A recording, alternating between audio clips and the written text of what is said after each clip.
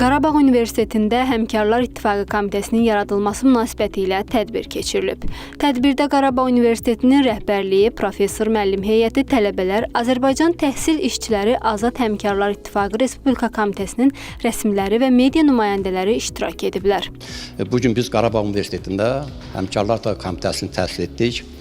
Bu bizə həm Qarabağ torpağında fəaliyyət göstərən Ali Məktəbin Həmkarlar İttifaqı Komitəsinin yaradılması kimi, eyni zamanda 30 il işğalda olan torpaqlarımızın azad olunması kimi qürurverici bir andır və böyük məmnuniyyətlə biz bu təşkilatı bu gün burada yaratdıq. Məqsədimiz odur ki, bu təşkilat Qarabağ Universitetində fəaliyyət göstərən, eyni zamanda təhsil alan tələbələrin bütün qayğılarla məşğul olsun, onların hüquqlarının müdafiəsini təşkil etsin, onların istirahətini təşkil etsin, kollektiv maraqlandıran, qayğılandıran bütün məsələlərlə nizamnamə çərçivəsində fəaliyyət göstərsin. Tədbirdə Həmkarlar İttifaqı Komitəsinin qarşıya qoyduğu əsas məqsədlər işçilərin sosial rifahının yaxşılaşdırılması, əmək şəraitinin inkişaf etdirilməsi, asudə vaxtın səmərəli təşkil olunması və maarifləndirmə tədbirlərinin keçirilməsi ilə bağlı məlumatlar verilib. Sonra Qarabağ Universitetində təhsis olunan Həmkarlar İttifaqı Komitəsinin komitə üzvləri və sədri seçilib.